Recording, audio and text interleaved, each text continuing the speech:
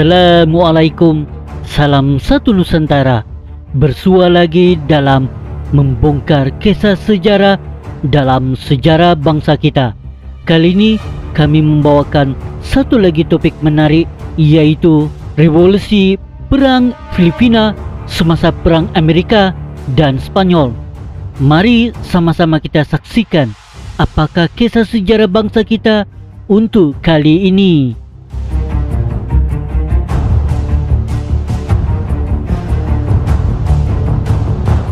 Filipina adalah tanah jajahan Spanyol dari tahun 1571 hingga 1898. Pemerintahan Spanyol berakhir sebagai akibat daripada Revolusi Filipina dan penglibatan Amerika Syarikat dengan jajahan utama Spanyol, Cuba. Kepulauan Filipina dengan luas tanah 3.000 km persegi bersamaan 831 mil persegi, terdiri dari 7.107 pulau di Laut Pasifik Barat yang terletak dekat dengan negara-negara Indonesia, Malaysia, Palau dan Pulau Taiwan sekarang. Ibu kota Manila terletak sejauh 6.977 batu bersamaan 11.228 km. Ketika burung gagak terbang melintas Laut Pasifik dari San Francisco, California, Amerika Syarikat. Kedua-dua bandar dipisahkan oleh 6.061 batu nautika. Luzon dan Mindanao adalah dua pulau terbesar, berlabuh di kepulauan di utara dan selatan.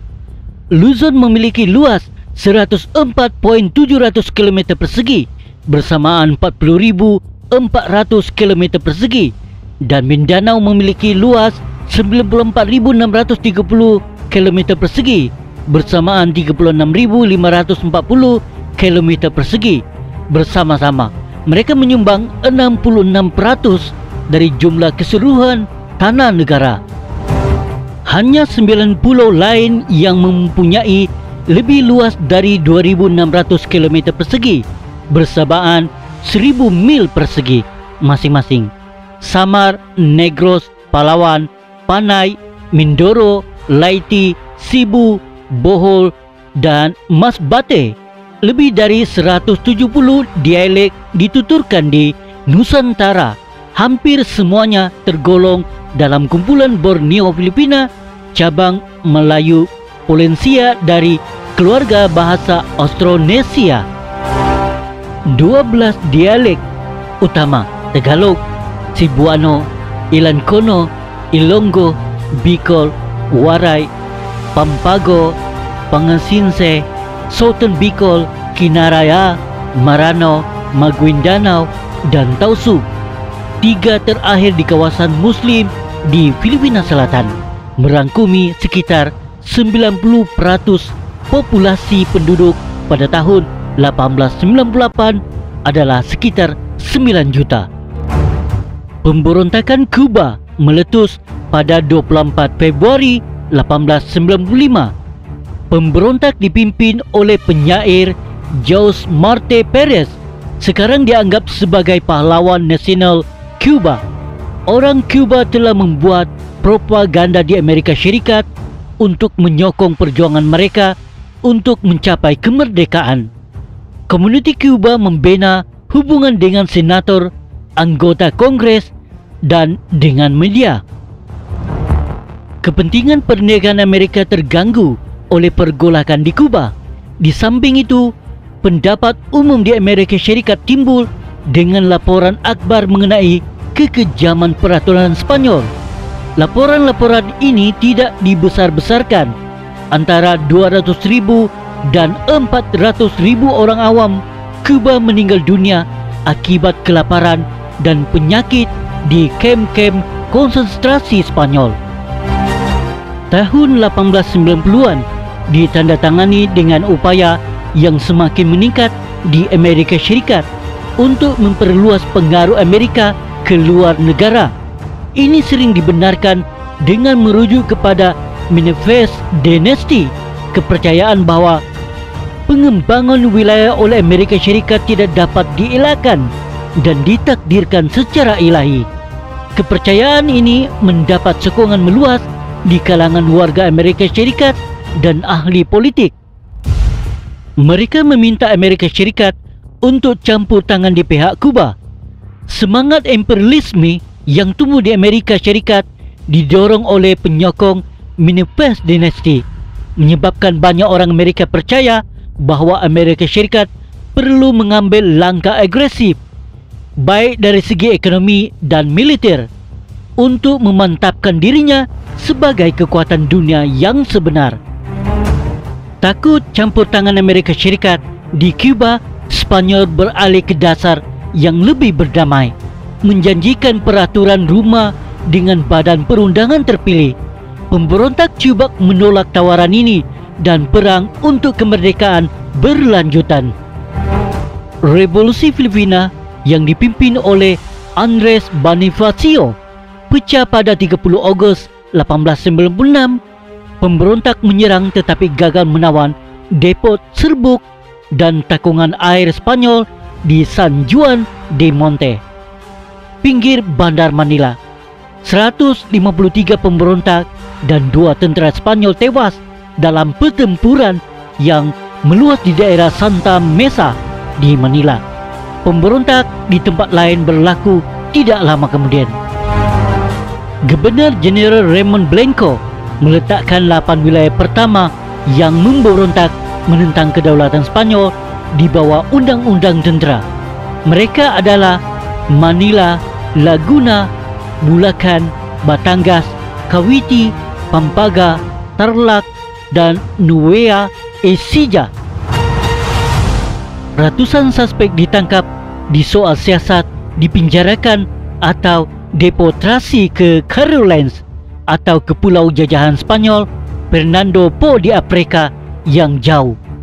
Kepulauan Caroline terdapat di Laut Pasifik Barat, timur Laut New Guinea. Pada masa ini, mereka terbagi antara Micronesia dan Palau. Kawasan ini juga disebut Nuevas Philippines atau New Philippines kerana mereka adalah sebagian dari Hindia Timur Spanyol dan diperintah dari Manila. Pulau Fernando Po, di mana 151 orang Filipina dideportasi pada 14 Oktober 1896, juga dikenal sebagai Bioko de Republik Guinea Khatulistiwa. Sebilangan besar orang Filipina dihukum mati di Luneta di Manila atau di tempat lain.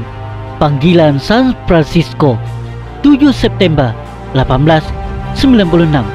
Walaupun begitu, di sebalik penindasan, penyiksaan, dan eksekusi, revolusi terus menyebar ke seluruh Nusantara.